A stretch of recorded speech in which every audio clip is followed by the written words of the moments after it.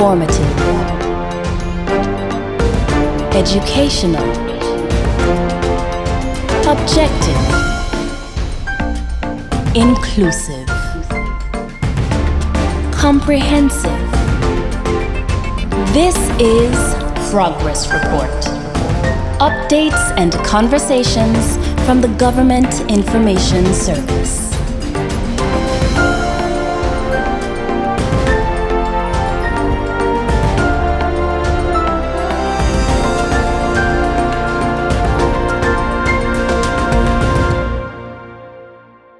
Good day and welcome to a special.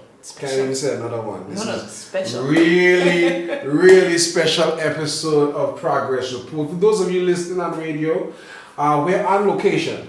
We are. We are on location. We have come to visit a pillar, a stalwart, so many things I can call this gentleman in the community. When you hear his voice in a bit, you'll understand why we're here, what we're talking about. But you also listen by radio, not seeing what we're wearing. Gleneva and I have on these shirts. Thanks, compliments of Gab's Party Essentials. It says Angola's in my DNA. That's right. And it is. Angola's in my DNA, even though my mother was from Antigua. You know, we touched that the last episode, I'm crossbreed. But Angola's in my DNA and a lot of people. And we're at that point now where we're celebrating Anguilla Day. That's right. And we're taking a different spin on it this year from Progress Report side. Mm-hmm. I thought it important that even as we look to where we're going as a country, you know, we've spoken so much about that, that it's important that we recognize how we got here. And some key events that led to us being here. Everyone knows that we celebrate Anguilla Day on the 30th of May because some people might say there was a revolution. You know, the goal really is to get into what that all was about. Right. Why did we need a revolution? Yes. What caused the revolution? And even more so than that, there's some key events that happened post-revolution that our guests will be able to speak to all of that today. Definitively. Yes. Because he was there. That's right. You know, I can only hear about it, we can only hear about it, Ivan. But it's important that we hear from the people who were there. What were the emotions? What exactly was happening? And so we're going to get into quite a bit of that today. What happened in the lead up to, what happened on that day, and what happened post that day. So you're saying the Anguilla that's in our DNA, we're going to find out what it is today. Yeah. Yeah, because I know for a fact there are things that make us uniquely Anguillian. Very much so. Very much so. We held a revolution in not one drop of blood. Yes. Well, maybe I don't know, we're going to find out today. Because we don't know all the details. You don't know if somebody got backstabbed. You don't know what happened. We're going to know today. I am excited for this episode. I am honored to sit in the presence of the one and only, should I just call you? What you want me to call you? Not the one and only, the others. There are others, but there's only one you. Mitch Harrigan. Okay, that's what you, that's what I'm known by. That's what you're known by. You sure? Well, a lot of people say Del Prado. But too. that's why I know it. So I want to get to that. So those that listening, yes, Mitch Harrigan, but Del Prado. Known as Del Prado. And it's Del Prado too. And is the middle name. Middle name. Oh, Yes. okay. So we gain all the details. Yeah. So Mitch Del Prado Harrigan. That's it. Listen, ladies and gentlemen, we're gonna enjoy this episode today. We're giving you all the time in the world. Stay tuned in.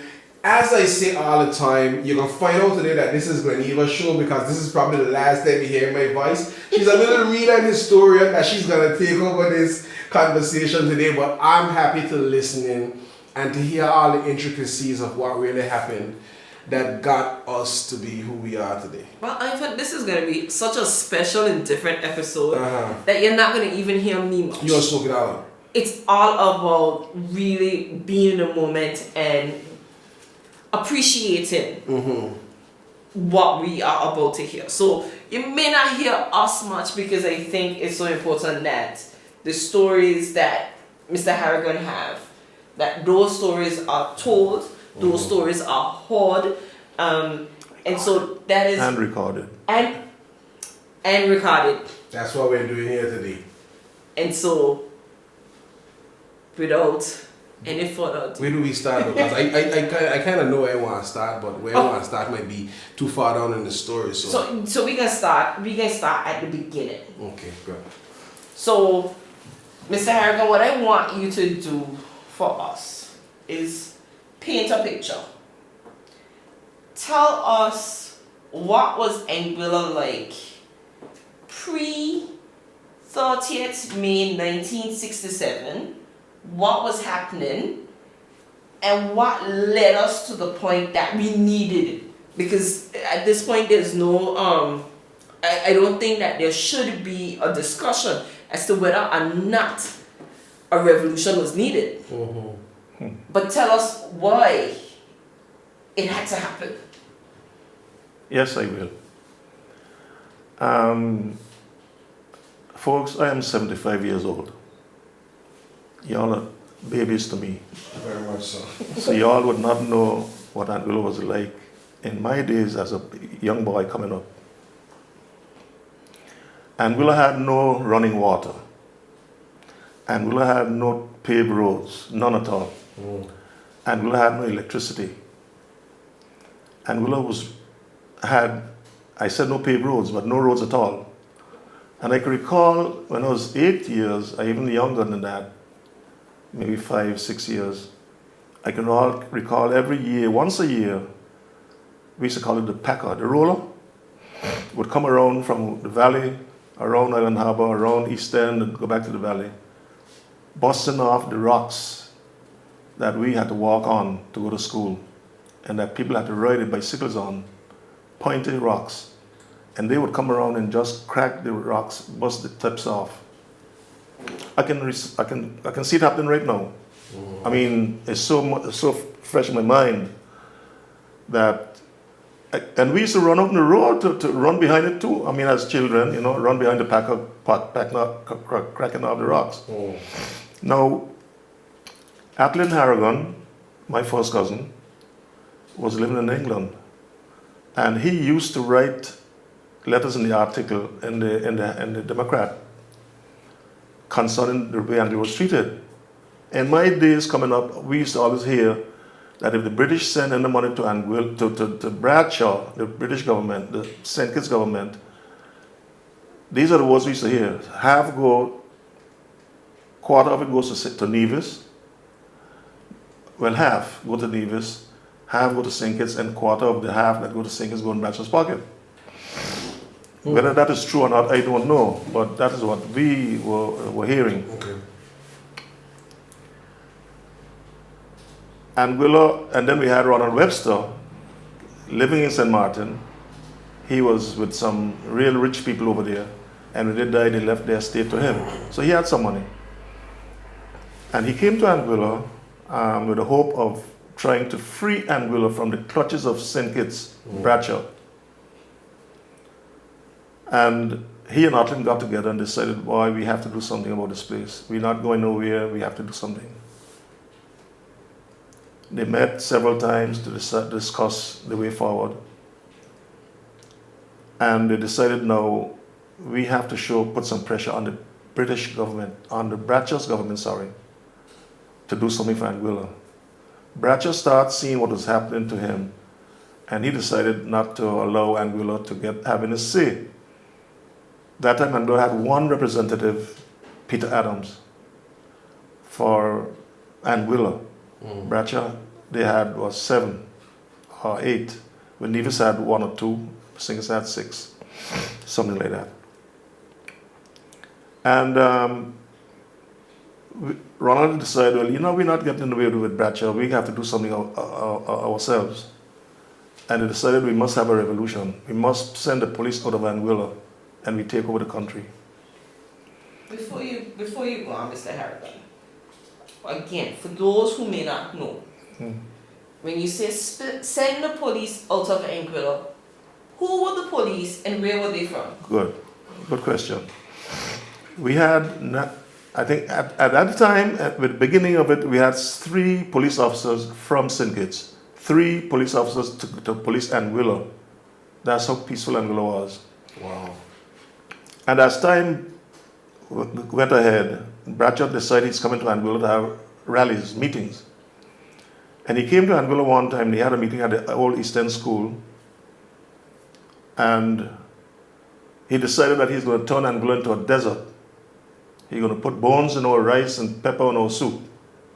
That was actually said. It was, Bradshaw said those words To Anguillians. to Anguillians. Oh, And Anguillians went crazy. could imagine. Anguillians went crazy.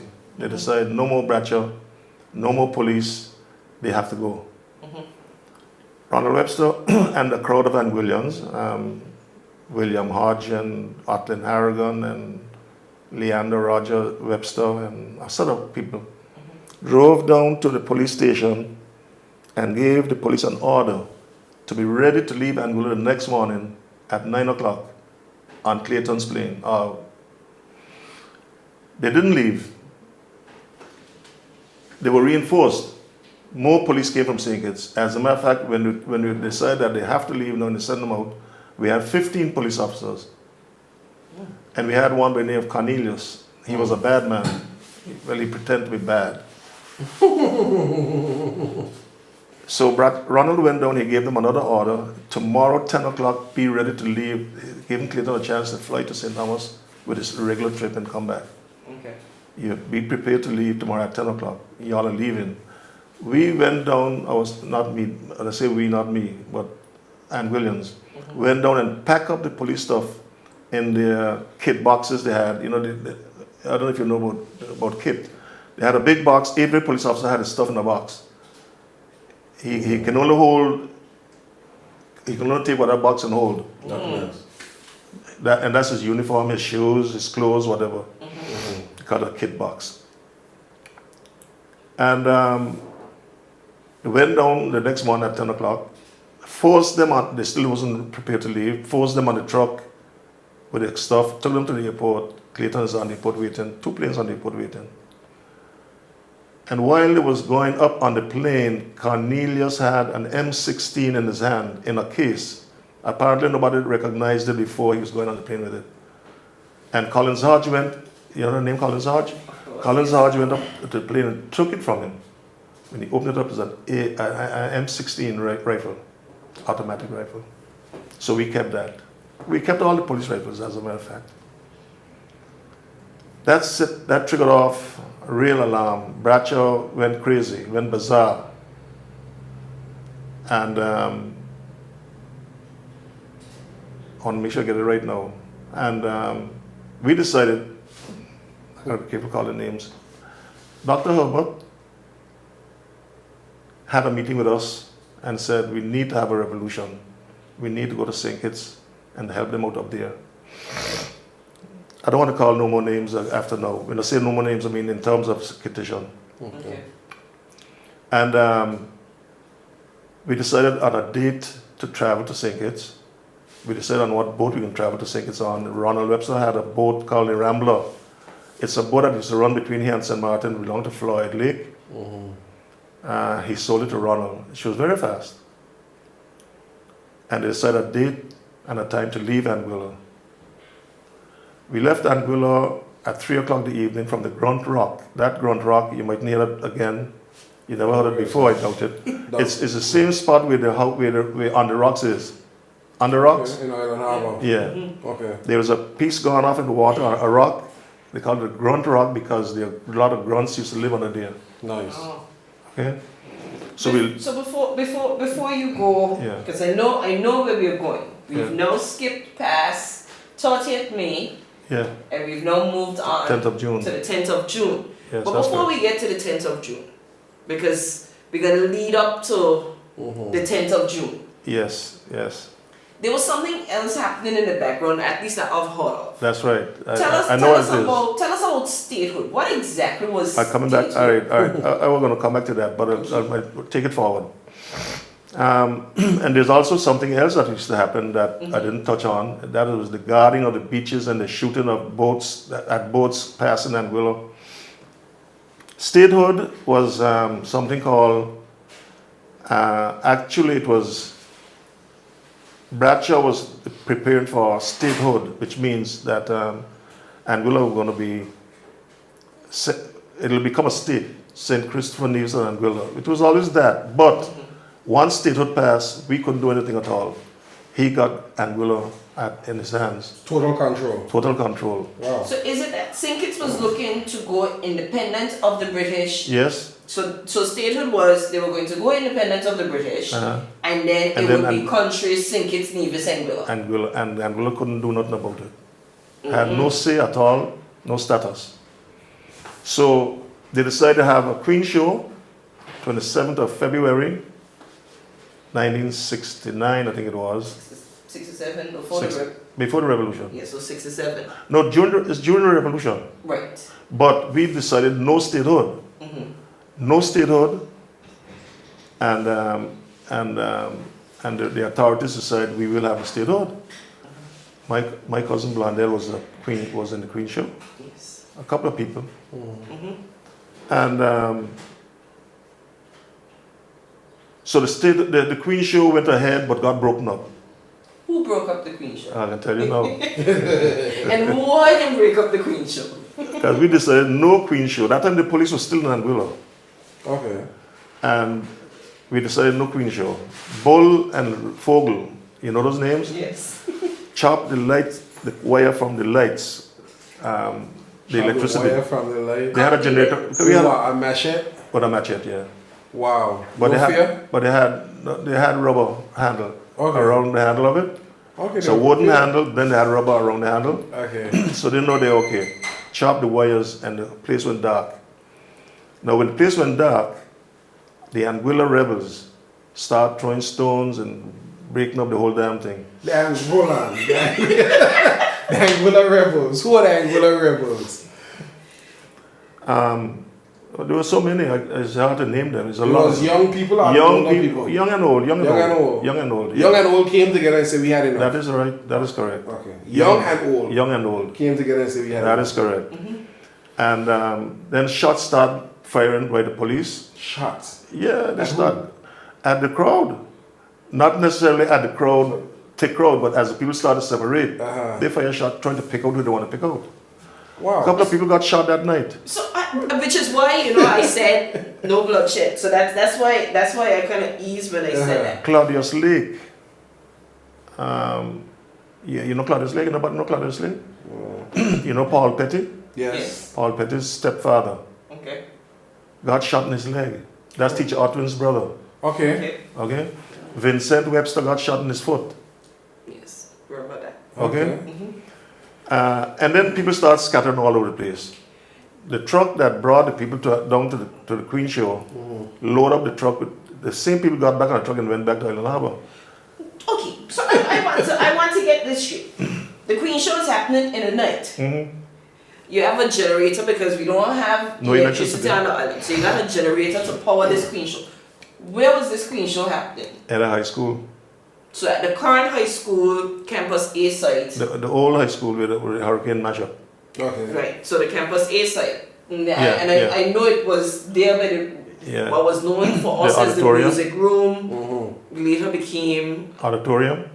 That's what it was. That and was at some point back it was the auditorium. But this is Yeah. along the music room. They now have some trailers for any of the students listening. They now have some trailers. I think they have the guidance counselors in that area. So there's a building alongside there. just east of the park. That's just east of the park, yeah. Yes. That's where it is, just back of where, let me see if I can remember now. Just back of where, what's his name, had a restaurant. Yes, there's so not called. There's another restaurant in there. Telly's Cafe. Yes. Okay. Just back of that. Okay. So the building right there. And so they start loading up the truck and scattering about the place, and shots start firing. The Anguillans start throwing stones at the police. Oh, wow. That's hot.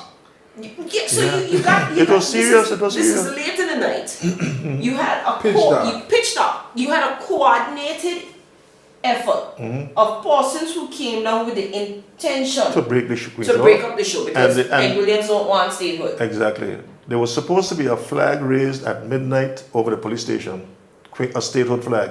Oh, really? Yeah, yeah. And the ambulance decided no statehood, no flag raising.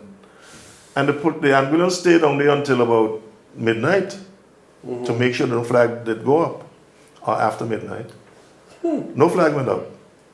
But by morning, after the ambulance left, the flag went up. And the ambulance came down and took the flag back down. Tear it down, tear it up. And this is when they asked the police, now, you have to leave the island. Wow. So by the next day now, maybe 29th, I think it was, that the police had to leave Anguilla.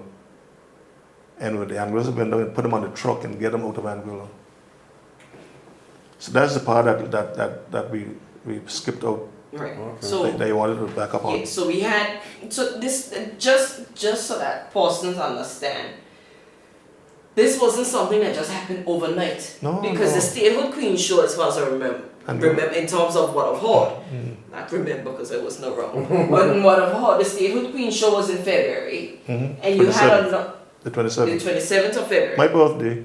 Oh, so you, February born. that. Thank Good you. people, good All right. So you won't forget these Can't details forget, no. because you know exactly when it was. Yes. So on the 27th of February, there was a coordinated event, a coordinated effort to stop the statehood queen show. We don't want statehood. The queen show is a symbol of us accepting statehood. That's correct. Yeah. We don't want it. We gotta stop it. We launch an attack. Correct. Fogel, brave man. Very brave. Chop go the and wire. Chop the wire. No more lights. No more lights. No more lights in the auditorium. When the lights went out, I could only imagine people started to scream. Scampering all over the place, man. So I'm setting the scene. You got pitch darkness because no lights, no street lights, no lights anywhere else, no lights coming from. moonlight pantic No either? electricity in Anguilla. And no what? No moonlight pantic either? No, at the time, I don't recall. So pitch black. Everybody, because you know a queen show, Ivan. You notice a bunch of women going queen show. Yep. And from the time it's on after lights, we screaming. So you could only imagine persons are screaming, don't know what's happening. Don't know what's going on, yeah. And what follows that is an attack of rocks and stuff hitting this building. Yep, yeah. And on the back of that, then you have the Gunshots police firing. the police firing shots, all in the darkness. Wow. At any point was there tear gas? Not at that time, no. None at that time. So we got rocks firing, shots firing, And people scampering. people scampering, and the same way they came down, packed back up in the back of the In the trucks truck and and heading back home. went up. So this is February. What happened between February and May? Between February and May, or June. May 30th. Between May 30th Oh, that's, when we sent the okay, police that's up. when they sent the police out. Got no problem here. Would you like some more? Between, yeah, please. Between February and May, what we would have had was a lot of chaos. Chaos. Chaos in Anguilla and around Anguilla. That's enough. What do you mean chaos? Because I could only imagine the hype that everybody was on after this night. I mean, What I mean by chaos, police still trying to do their work and we making sure they can't do nothing. Oh wow. At the same time, in the boats, we were hearing a lot of rumors about Bradshaw coming in on, the police are coming in on full force on board.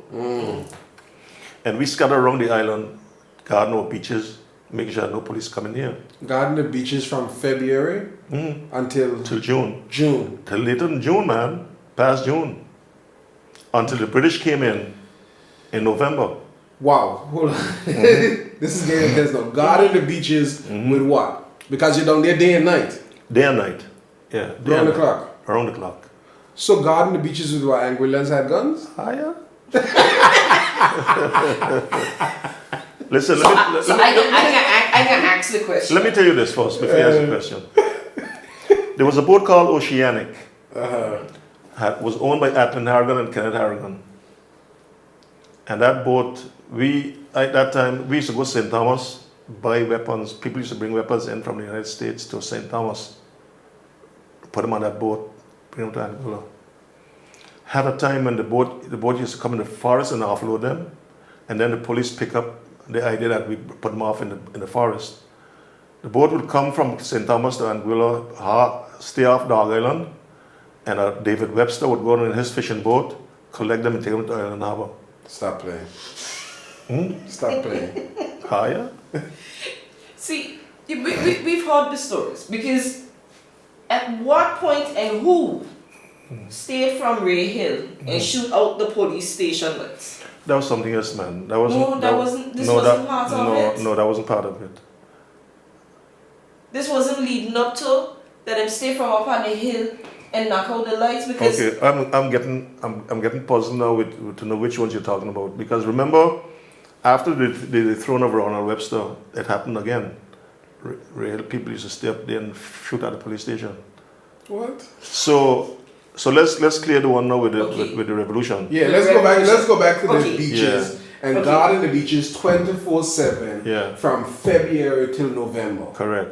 Nobody was paid to do this. They did it because they wasn't giving up Anguilla. Of course, we wasn't giving up Anguilla. No. Wow.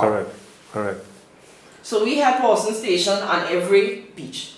Just about. About the major ones. Rotate, you know. Rotate. You rotate them.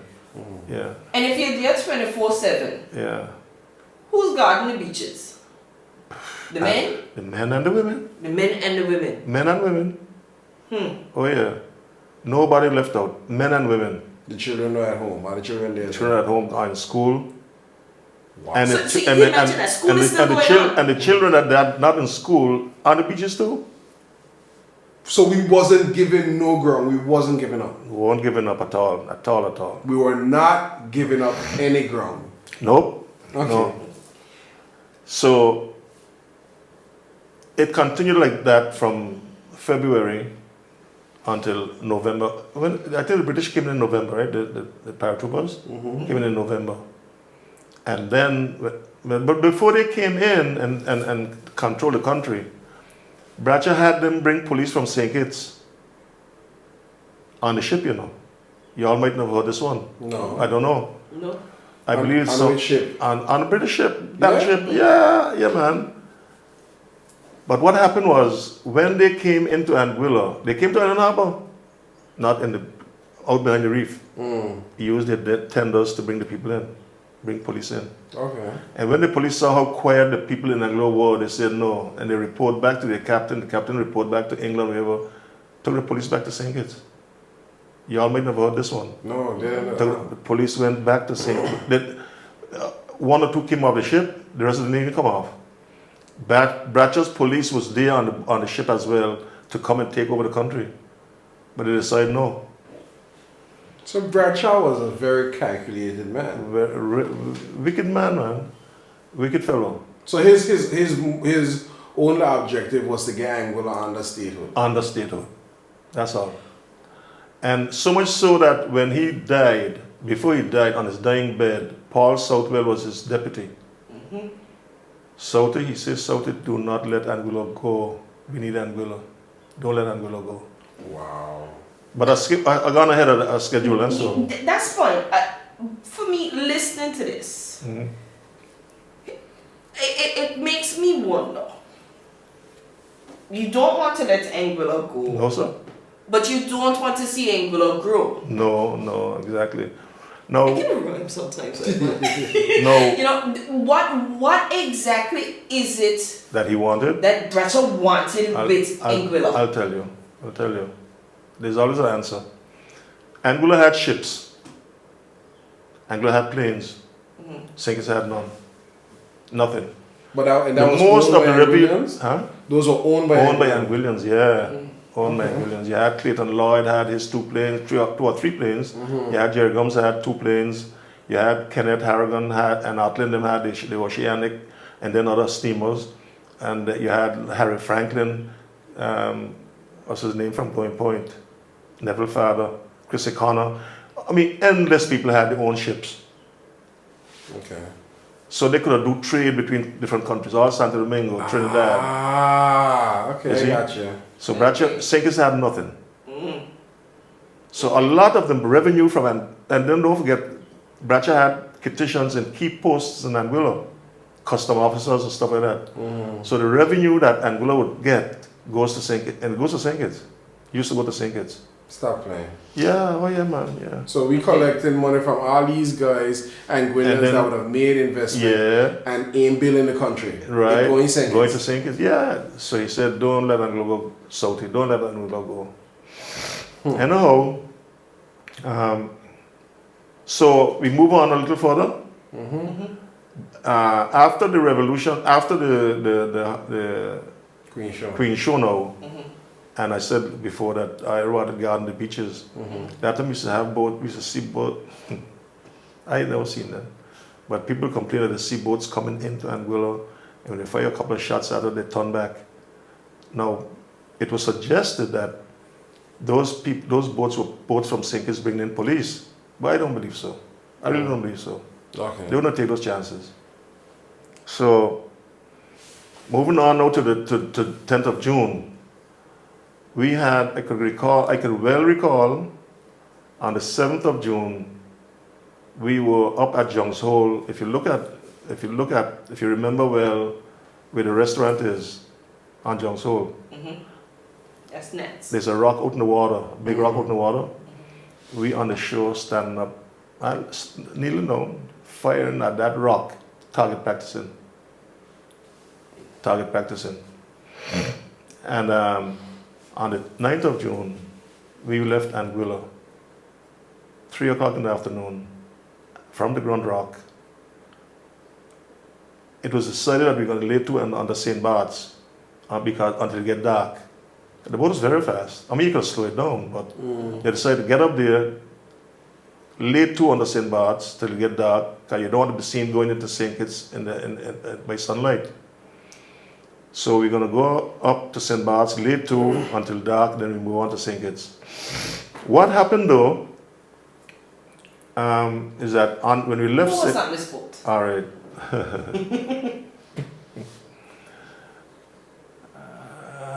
How should I start now? Ronald Webster was on the boat.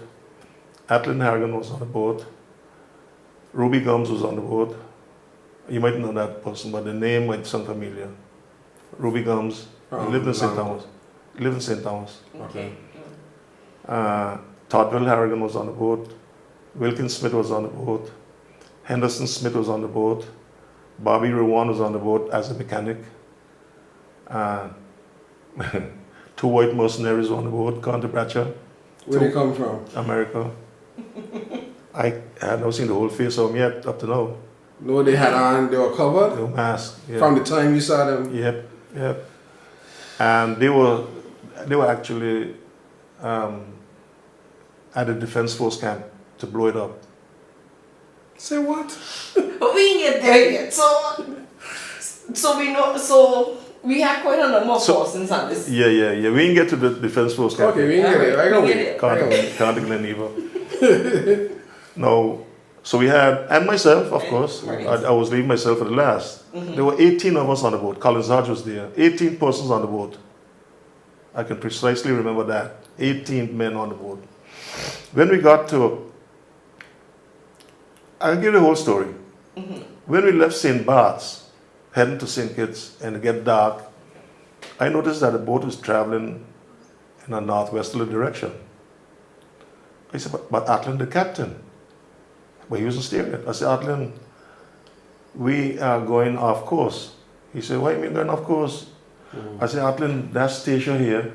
That's Sabre down here. So St. Kitts is east of Statia. You can't see St. Kitts lights yet. I learned this on my uncle's boat, traveling them to Trinidad and about. Atlin said, man, you're going to tell me, I'm a big captain. I said, okay, captain, go ahead. Okay, captain, go right ahead. It happened so that we went under Statia and above Sabre. Okay. Off course. It took us like probably an hour to get back on course. So we should have arrived in St. Kitts around 2 o'clock in the morning. We got there around 3:30. and we landed in Halfway Tree. A chap by the name of Samson had a boat, and he took us off the ship, the Rambler, to the shore. We were supposed to meet 50 people there, at least 50. We met 3. But what happened, they are saying now that after that, we only meet 3 because the other people saw we was late and thought we wasn't coming again. But you don't stand down, until you're told to stand down. Right. Okay?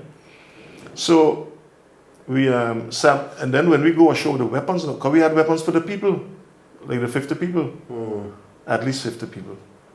When the 3 fellows saw the weapons, they started to run through the gate. Started off to run. Ruby Gums actually stick out. He said, if I run, I should like a mother so and so. Wait. Okay, don't kill me again. So when they see that you come out, you be in business. Business, yeah. They run. They're trying to run. Yeah. You ain't hear my phone that. Don't move. So Ruby said, if I run, I should I a mother so and so. Wow. So Yes, okay. the reason for that is we had to get transportation. They had to have transportation for us. So even if you meet only 3 people, take us to where we can get trans so we can go to our positions. I was at the police station, Bass State Police Station. Okay. Tottville, Wilkin, Ruby Gums, Collins Hodge, and one man from Sandy Point, one of the 3 men, Francisco Brown from Sandy Point. We gave Francisco Brown oh shucks, I gotta get the name of it. Anyhow, it will come. And 3 bottles of tear gas, 3 tins of tear gas at the police station. To go upstairs, you can walk from the road up to the top of the police station, up on the roof. Okay. Go up to the top floor, open a tin, come on the second floor, open a tin, come on the last floor, open a tin. When the man passed, he just opened the top and the second floor, and he gets so scared, and he was like, hey, police boots on the roof. Police can go right up on the roof as well from the rooms. And he turned off, passed us like a bat out of hell in the garage. Luckily, I went to St. Kitts. I went to school in St. Kitts for like 4 or 5 years. So I knew Bastille well. The man passed us. Winchester air rifle. That's what he had. A Winchester air rifle with a telescopic sight. The man passed us, gone, run, had never stopped. He run. Run. Well, I don't see him again until he see us in jail. Okay, Never seen him again for that morning period until he came in jail the night after. Okay. So, knowing St. Kitts the way he knew it, I told Todd and Wilkin, we gone around out to the front of the police station where Collins and Ruby would have been. My boy, no Collins, no Ruby. They gone too. We heard shots like go from the SLR, the M16. And when we go around the front, we could see walls broke down, beams broke down, and police on the bike sitting down and scampering. They had 3 police in the station, one sitting on a bicycle saddle, one sitting behind the guard desk, and one standing up. And we looked through the window, and I see nobody. I see Collins, I see Ruby. I said, boy, let me go. We gone back up in the garage of the police station now, trying to get my brain clear. Where are we going from here now? We had parked, Ruby Gums was driving Michael Powell's car. Michael Powell's a politician. Driving his car, and he parked it up by the CHA, Central Housing Authority. That's in the corner of the park. So I said, boy, we got to get to the car. We must go to the car. Gone to the car, no key in the car. Ruby gone walking, traveling somewhere about through Bastille, and he got the keys, the car lock up. So we can't get in the car. No, we can get in the car, but we can't start it. He ain't got the key. So we gone in the corner of the park now. We got an L corner with some, these kind of trees, what do you call them again now? Kusha? No, not Kusha. We used to spin little tops of them and little things. Anyway, whatever, bush. And we hide in those bushes there. And we could hear shots all over the place now cracking. All over the place. Best from the station, from people on the road, police and the police vehicles up and down. I called myself and I said, boy, we can't stay here. We got to get from here. Too near the police station. So I said, okay, we got to run. We get up from there. We gone up through Newtown, come down the waterfront, past the post office, coming down the Bay Road. And while we come on the Bay Road, there was a car. What's coming to the yard again? There was a vehicle stop on top of College Street God Hill. Right on the hill. I said, boy, that's a police station. You can see by the square lights.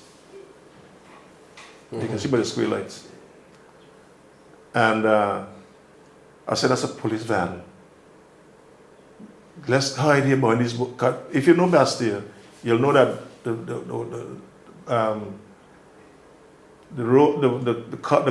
the sidewalk below the post office, you can jump down on the sand.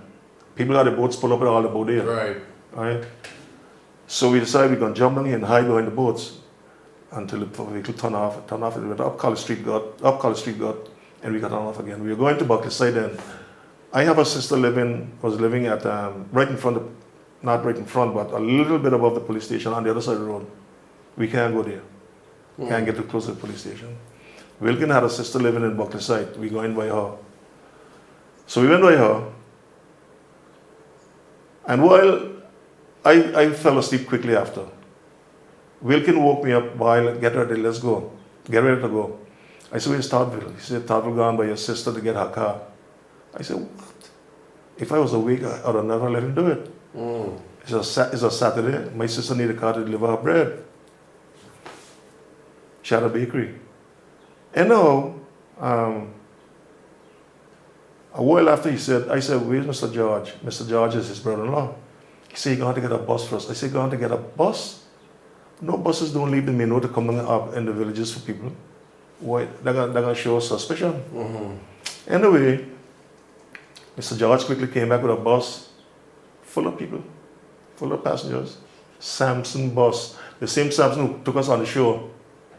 A strong PAM, People's Action Movement. And if anything, they're going to stop Samson, the police. And now we got on the bus and we're going to Sandy Point now. I had a godmother living in Sandy Point. We're going to go by her. That was the plan. As we're traveling, police, defense force, special constables, volunteers, all over the cane fields, searching the cane fields. Searching for Hank Williams. Searching for Hank Williams, yeah. When we get in Camps Estate, by Camps Estate, a red truck, we used to call it Red Lion. Are you going to know about them? Red Lions, government trucks. Coming up full speed, flag us down. When they start Samson bus, flag us down. Stop. Everybody off the bus. Everybody off the truck. Off the bus, yeah. Everybody off the bus. Got off the bus. Samson declare his people. You know, these are his people. Question us separately. Where you from? Anguilla. Where you from? Anguilla. Where you from? Anguilla. Well, you know they're going to hold us. But I had a chance to even lie. I couldn't lie either. The accent was there. So, but I'm going to tell you how we got away. So they said, okay, turn the bus around, Mr. Sampson, back to the station, we got travel behind you. Everybody else got on the top of the truck. We got on the top of the truck going up by. When we got to the station, they separate us from everybody else. Separate us for the Kittians one way, we another way. And then comes Mr. Cornelius, who we just pushed out of Anguilla, take us into Roberts. Take us into the Commissioner of Police to question us.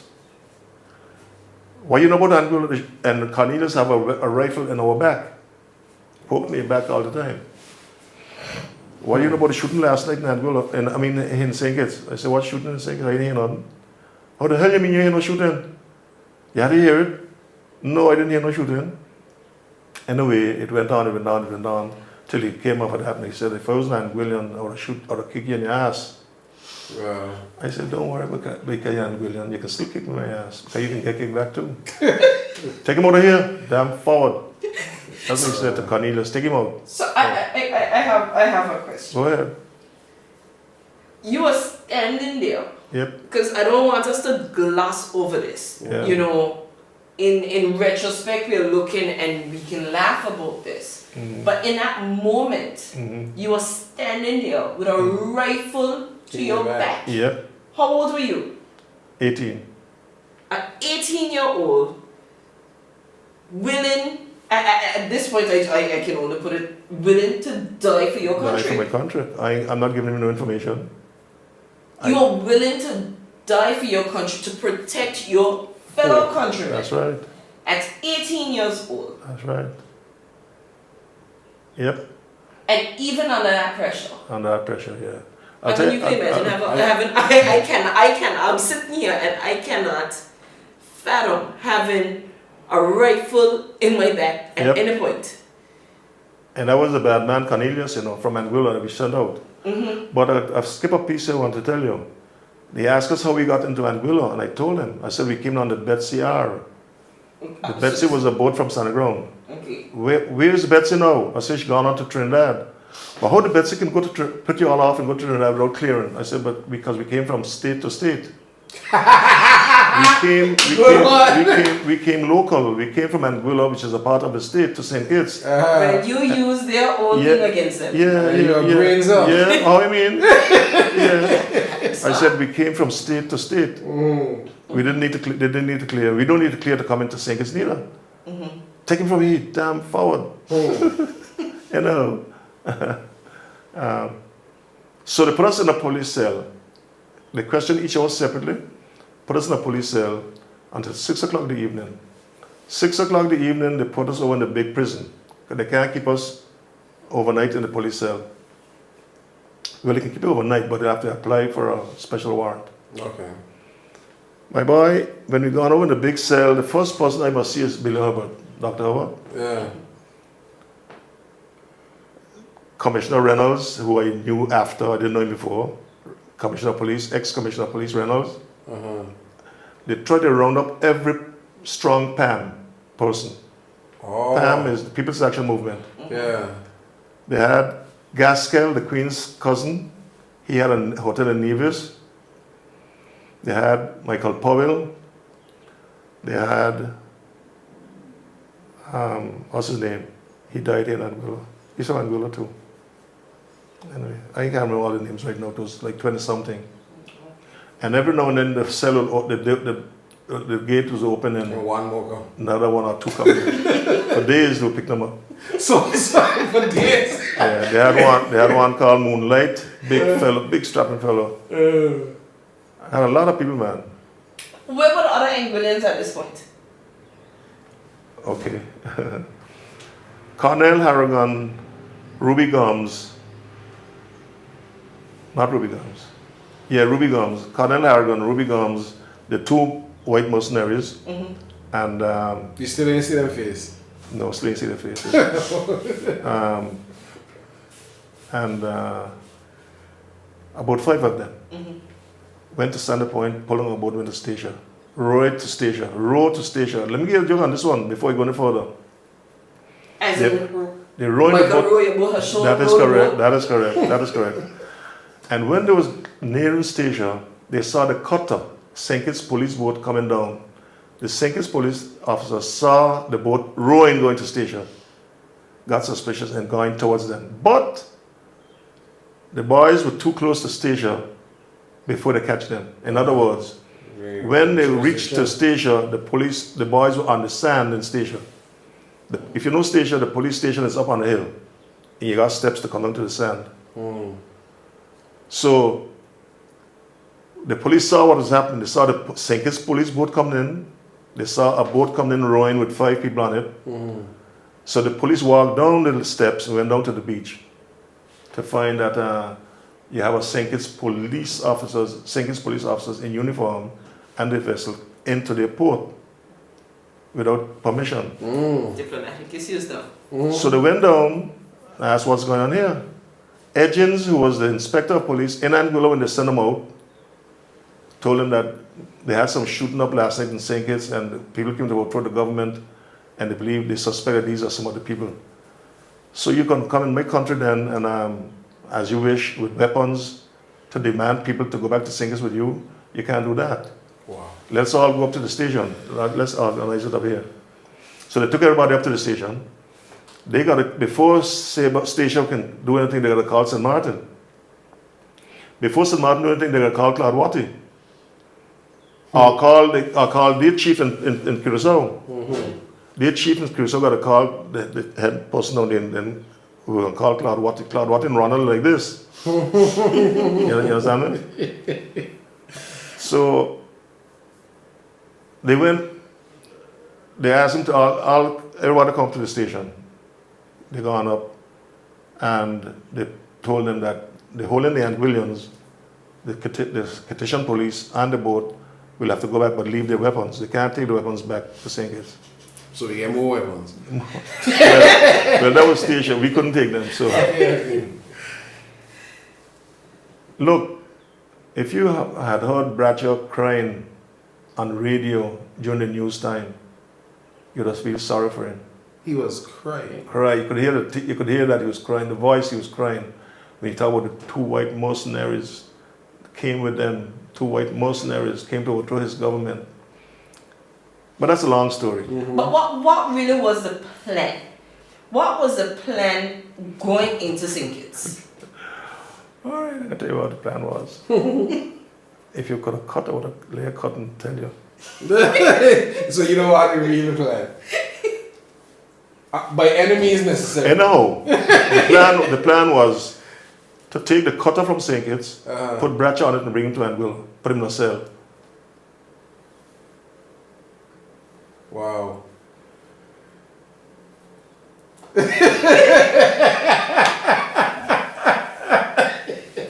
Okay, ladies and gentlemen who listening, we had some hand signals. You gotta watch it online to get that part of the story. Then we can leave that part there. That part there we can leave radio. Okay, go So ahead. we were going to St. Kitts. We were going to St. Kitts. We're gonna take care of the police station. You know, and we blow up had- the barracks as well. You said there was supposed to blow up the We wouldn't barracks. know. We were supposed to blow it up, blow the defense force camp. Okay. But the police barracks wasn't supposed to blow up. It was supposed to have taken over. In other words, we were supposed, again, I guess too poorly organized. We were expecting that the keys for the police armory would be at the front desk. Normally that shouldn't happen. That wouldn't happen.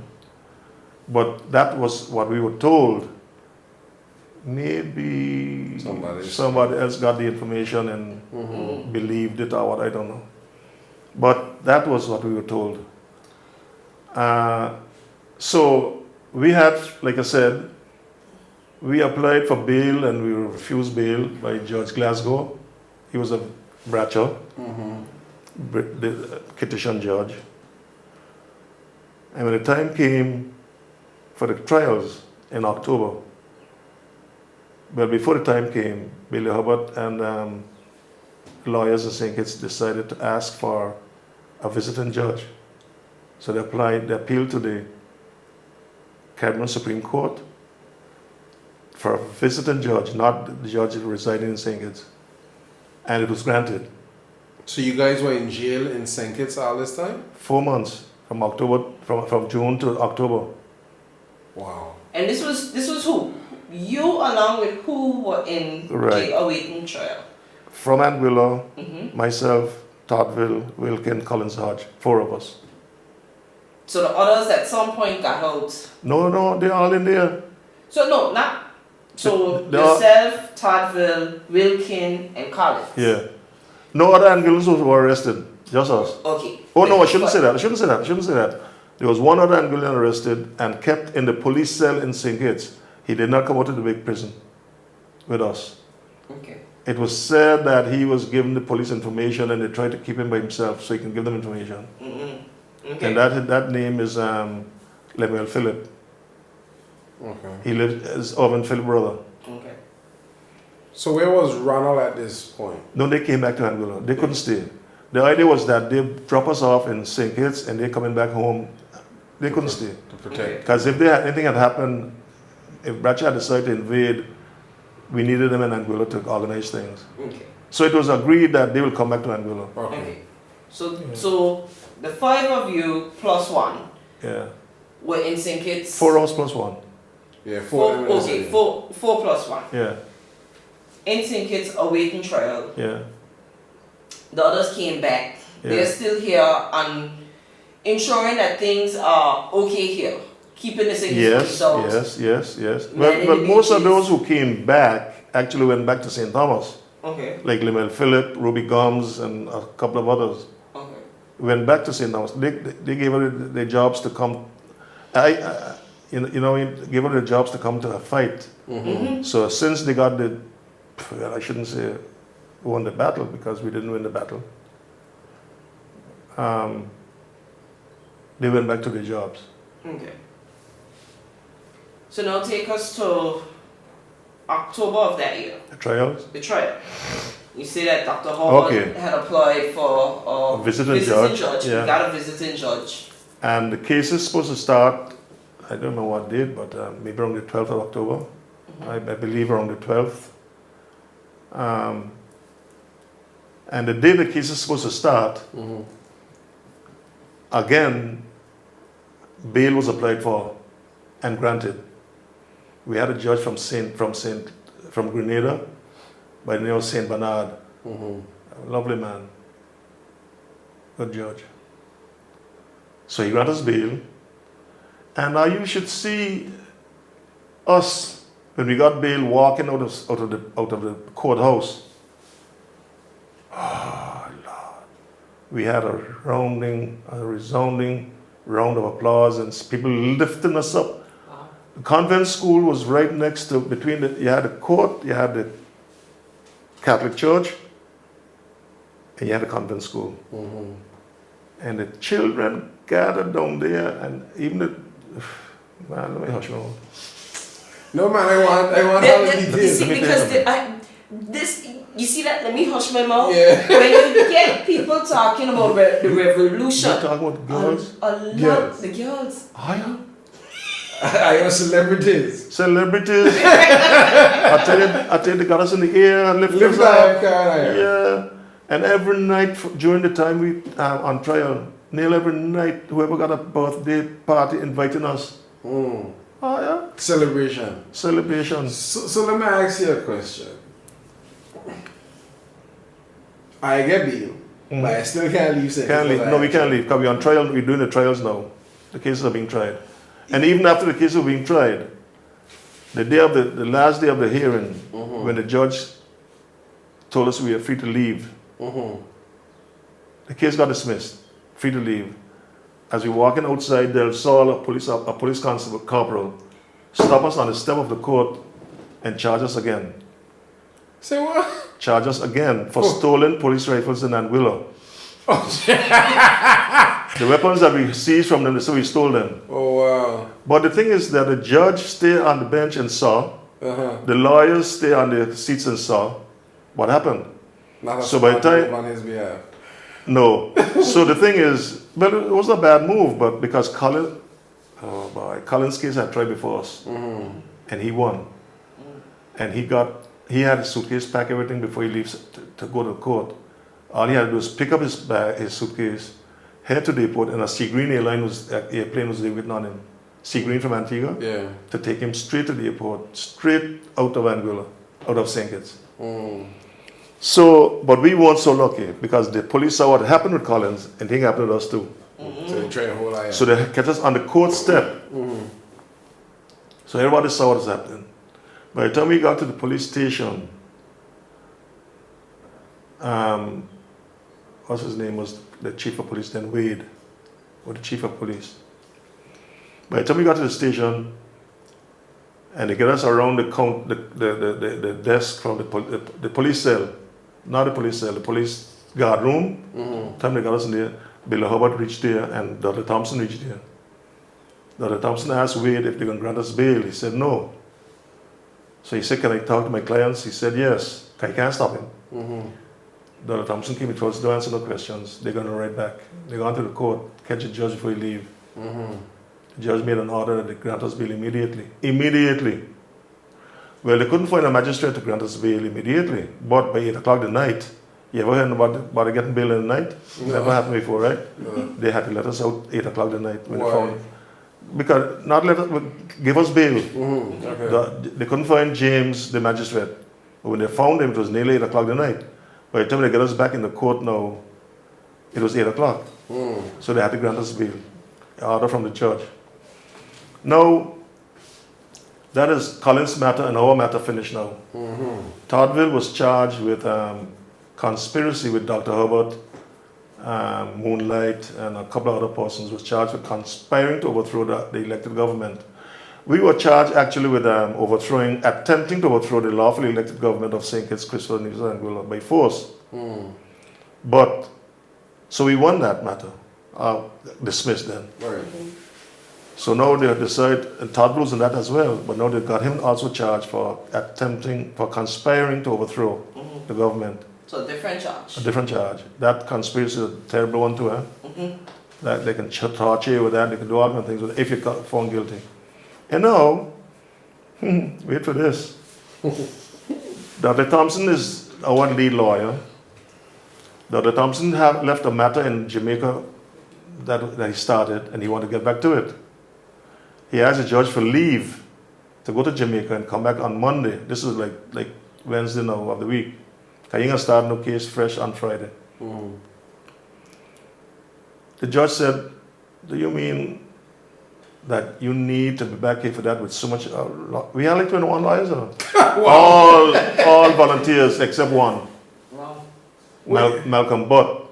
Well, hold on. I'm not going to let you skip over that. Okay. Because people, when we look at the revolution, you see the images of people in the States holding banners, standing with Anguilla. Yeah. You told me now that you gone there and Pam Parsons was standing with you. Oh, yeah. You had people out of St. Thomas. Obviously, Stacia. Where's you had people out? Jamaica. Oh, you mean like individuals? Just supporting.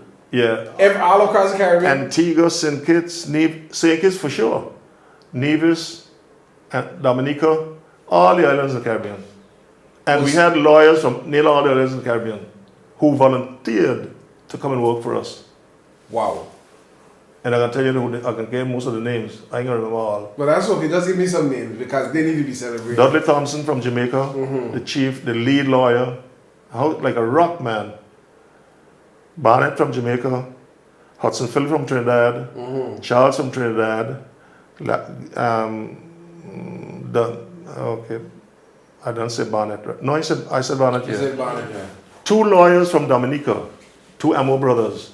One looked just like Bill Herbert, just like him. They went to school together as well. They trained together. We had Jack Day from Barbados. These are big time lawyers that QCs are talking about. Wow. We had Lacou from Guyana, because Bradshaw had wills from Guyana to prosecute. We used to call him back and neck. He was tall and slim and bony. So Lloyd Lacou, decided that Wills had never won him a case yet, so he wanted to work for fame. Wow. Fame is a famous case. So all those lawyers wanted to get famous. And he came out for us free. The only lawyer we paid was Malcolm Butt, out of Trinidad, but his chambers in England. So what you had to pay him? Because he wasn't, he coming from all the way England, we wouldn't expect him to pay his passage and pay hotel. Gotcha. He is a man, I never seen him open a book yet. Just brains. Just brains. Never seen him open a book yet. Just brains. What's his name again? Malcolm Butt. Malcolm Butt. Yes, sir. Just brains. Just brains. So you had all this support. Everybody understood or empathized with Anguilla's cause. And Anguilla's cause we're being unfairly treated, we're not represented. That's exactly what it is, yeah. And I can tell you before I forget again, Bonnis Lake, you heard of Bonnis Lake? QC? You all know Bonnis Lake, Yes. QC? She had just got admitted to the bar in St. Kitts, and she came and she sat at the bar. Wow. But she wasn't admitted yet, I don't think, so she was passing notes. Oh, wow. And she probably might have been admitted too. I'm not even sure. But she helped us out as well. But she was a young lawyer, just came back from training. Okay. I just seen, I know. This needs to be in a book that you could read. You're talking a book, I want to see a movie. A movie, something, because I'm seeing the courtroom filled with all these persons just there, just there in support.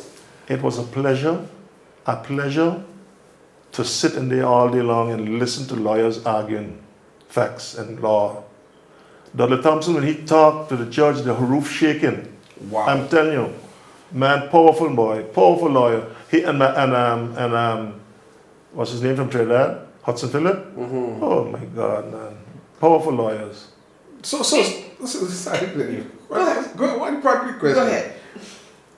Every day to court, I can imagine that people just outside trying to listen. Not only listen, as we walk in my sister's house, we live with my sister, after we out on bail now. We're just around the corner, East Side Police Station. The court now was down, you turn your corner right by the square, just above the square. And people line up all over the place. They know the time we coming in and line up and hailing us, grabbing us, One time, the court had adjourned for a few minutes, and we were walking back up to the head of the road to go by my sister's house. Bradshaw coming down with his daughter going to school. When he turned and he saw us straight, he wouldn't stop to put her out.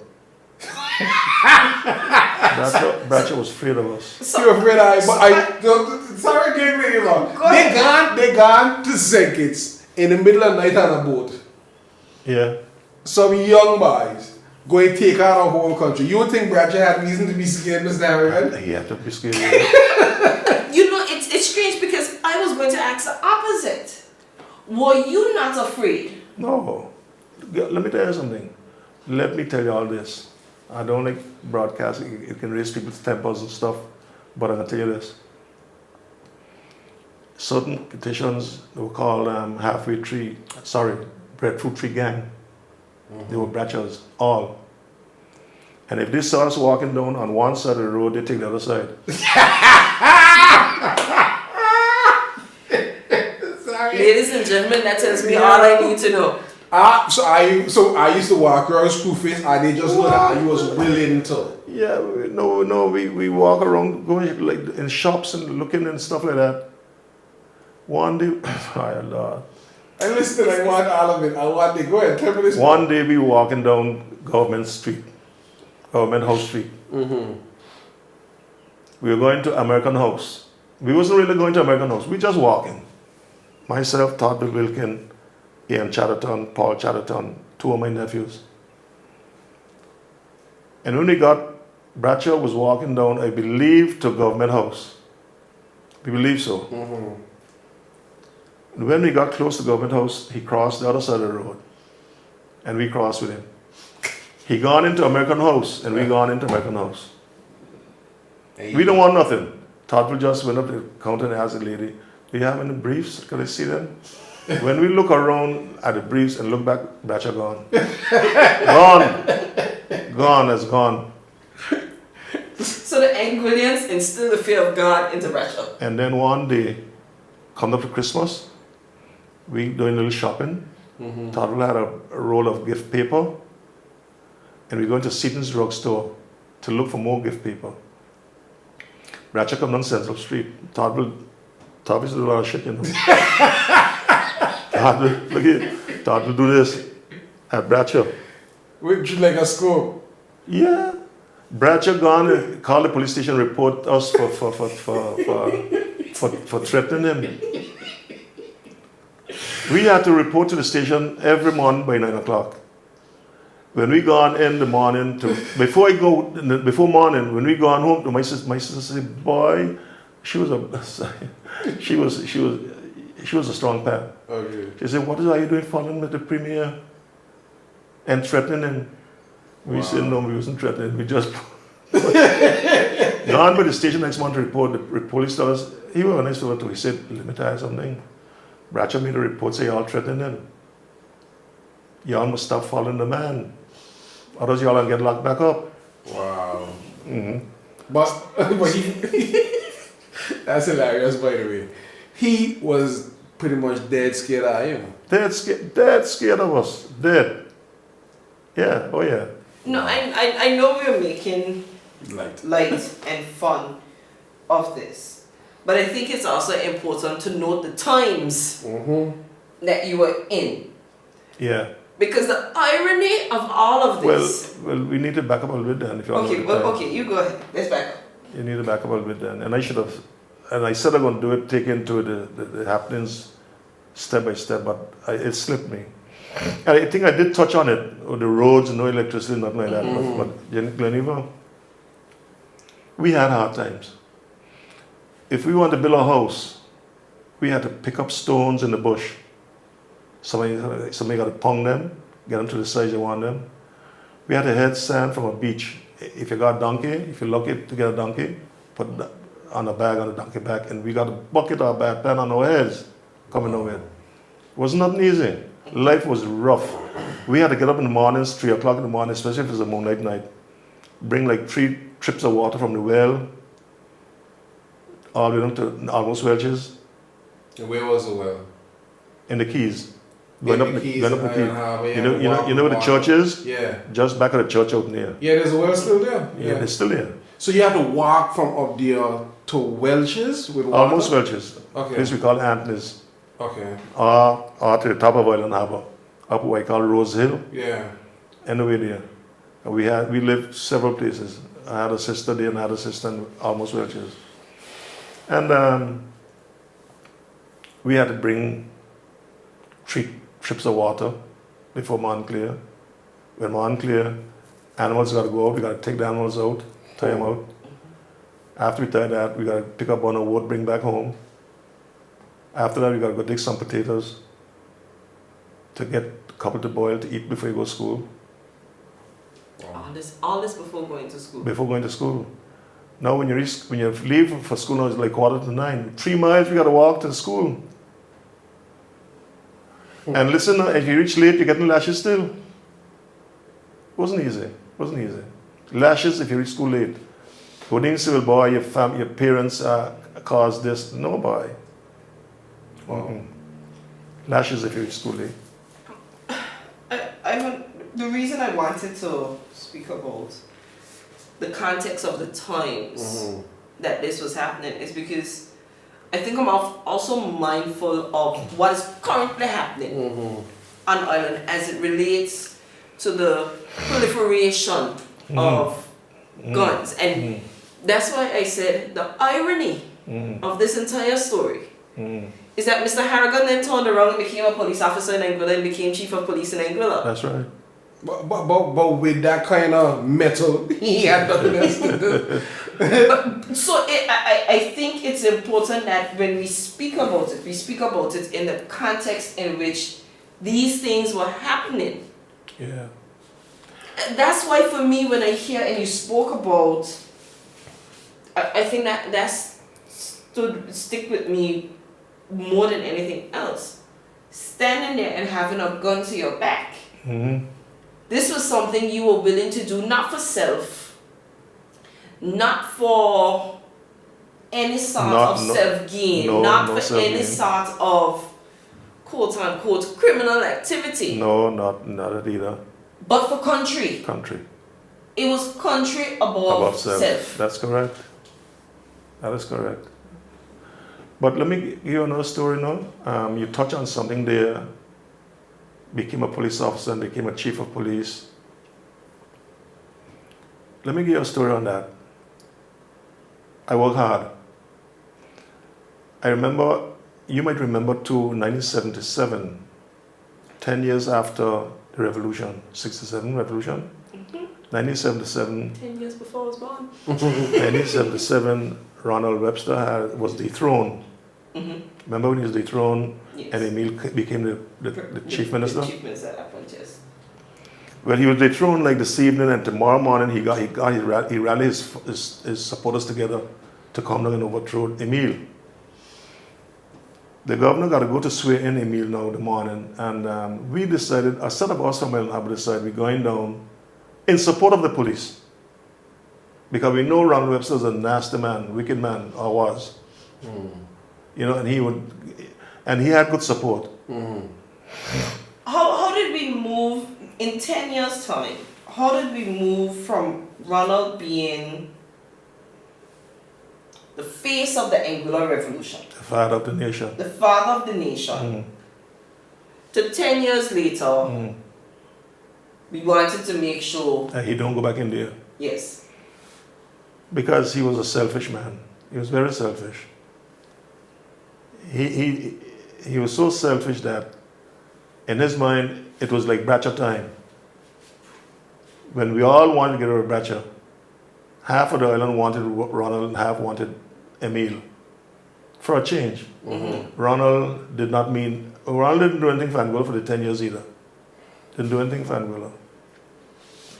So we gone down the morning to assist the police if needs be.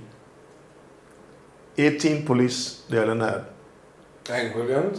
Anguillian. No, not really. You had some Anguillians. You had a hierarchy Anguillians, Payne, Elliott, Donald. Commissioner, deputy inspector. And then you had, by that time you had people from St. Lucia. Okay. Not St. Kitts. No, sir. no St. Kitts. At that time, no from St. Kitts. Okay. I could recall Mr. Victor Banks going around with a load the same day. No St. Kitts police. But we didn't have nobody from St. Kitts. Okay. And so they had the revolution. Well, what you want to call it, if you want to call it a revolution. And you had 18 police officers, cannot control the crowd that was there. And Ronald crowd is a good crowd. And they do anything that Ronald told them to do. They had tear gas. They had all kind of canisters of tear gas. Ronald went to the courthouse and actually threw a tin of tear gas into the window and then run. You understand what I'm saying? Wow. That's how fierce Ronald was. So we gone down to give them some help if we can help them. And I can recall standing up by the western gate in front of the courthouse. Right. I was observing these things. The police needed help, needed a lot of help, and we decided to help them. After Donald Connor even bust a tin of tear gas in the crowd. Payne used a tin of tear gas that went through a woman's arm, the canister. Her name is again, Timberley, we call it Timberley. Darius Duncan and Don Webster, Don Duncan, mother. Right. Yeah. But skip that. I mean, the names are important right now. Payne called me in his office, a set of us, myself, Toddville, Kenneth, Carlisle Webster, Louvon Webster, from Island Harbor, and then some others from throughout the island, asked us if we would mind being special constables, because the police need help. We all said yes, we will assist. But at some point, police, the money was short, and we couldn't get paid for like maybe a couple of months, and the other fellows dropped out. Payne even said to us, don't mind if you stay in, when the money come, you get all your money one time. I stayed. Not for the money, but I stayed. And while I was there working as a special constable, Payne asked me, I guess he saw that there was a lot of good in me, and he asked me, why did I join the force? That I was fishing. I said, I would have to make up my mind. I'm not sure. He said, look, man, there's a good future in this. I want you to join the force. And I did that. And I just found myself climbing, until it was I can't turn back now. Too far. I worked traffic department, I worked CID, I worked marine department, charge of the launch and the station and stand ground. I went to several courses, conferences, seminars, and now till I reached Commissioner of Police. So, did you enjoy your time as commissioner? I loved it, yeah. I've heard most recently, like, the things you were able to accomplish with a force way smaller than what we had here now.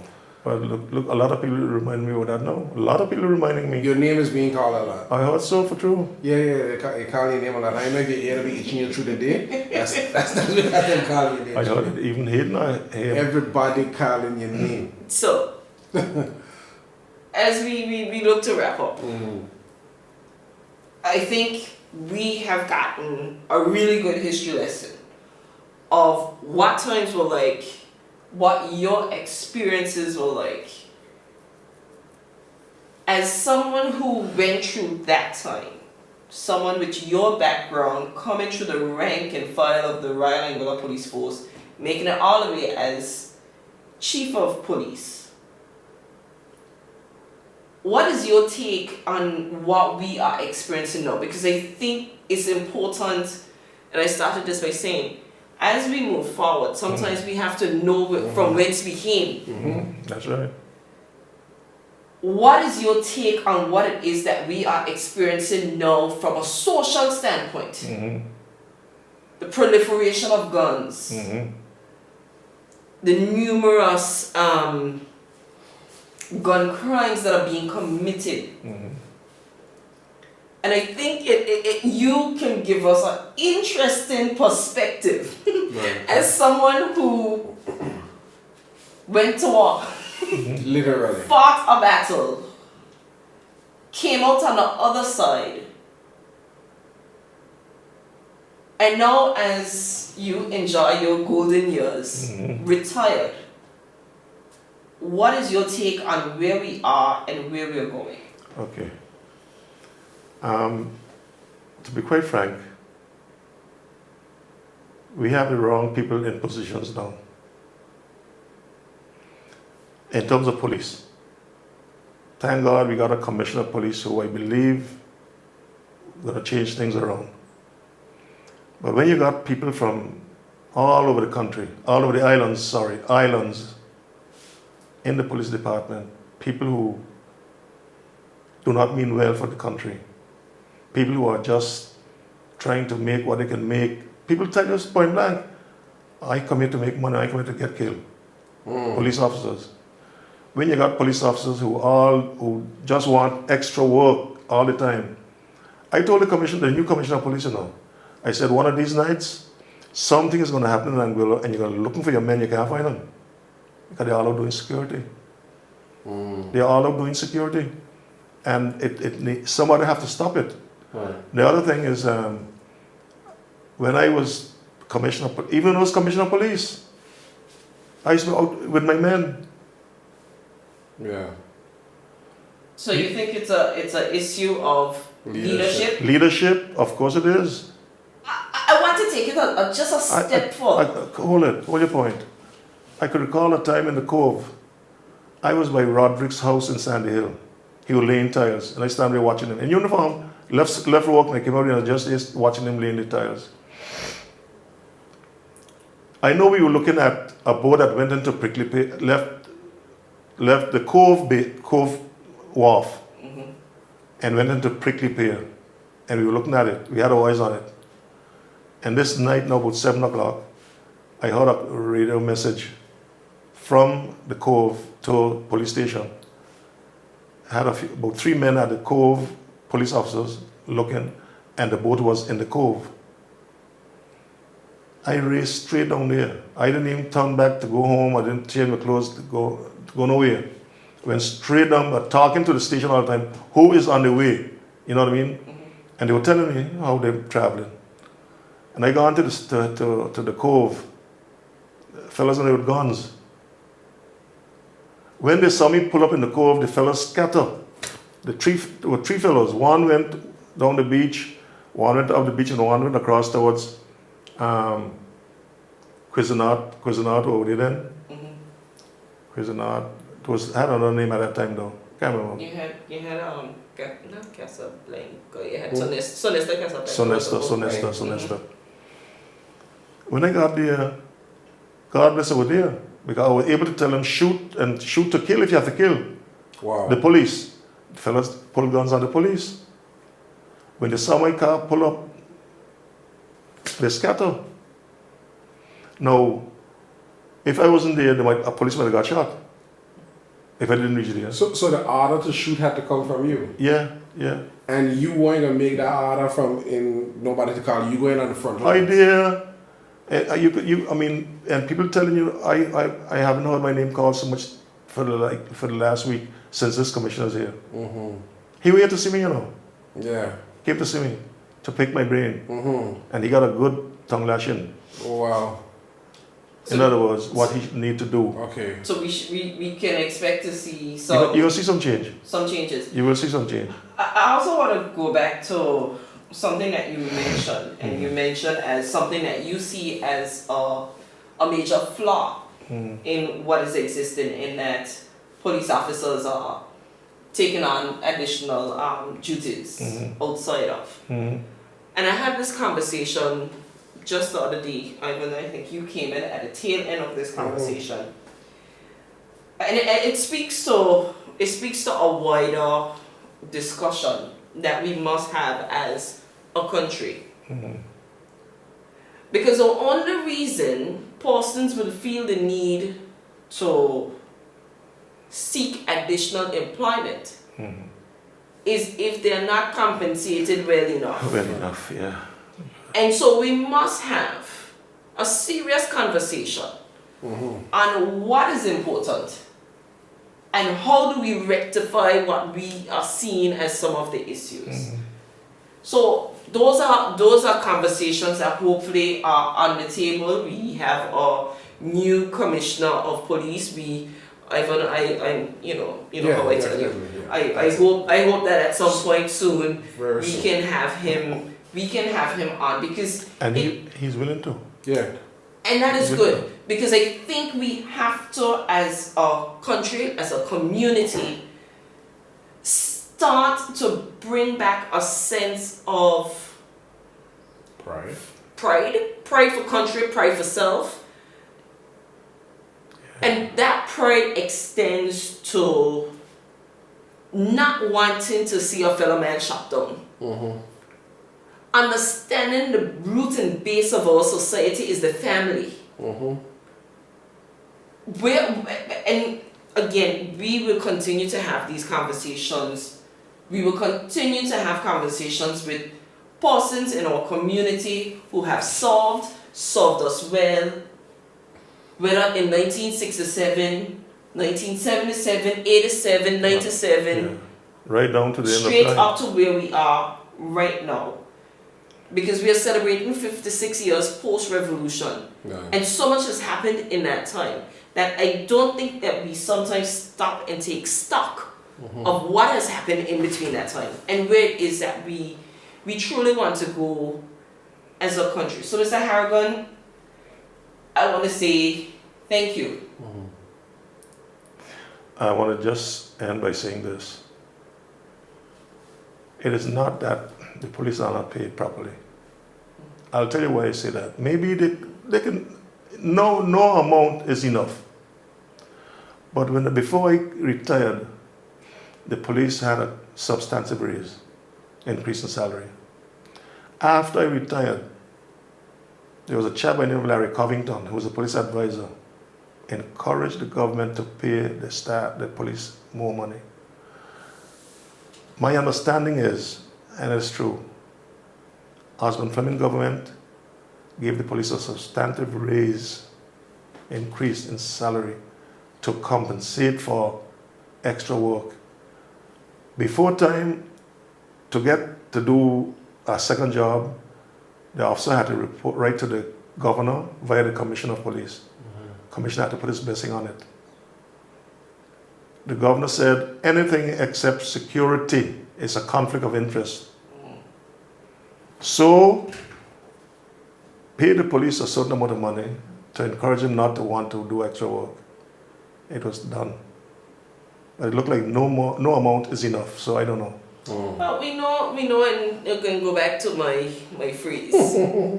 We know our dollars ain't dollaring the way that they used to. We know that it's hard to live in Anguilla too. I mean, expensive to live in Anguilla, we know that. But let me tell you something, a police starting with a salary equal to an inspector of police in other countries? That is true.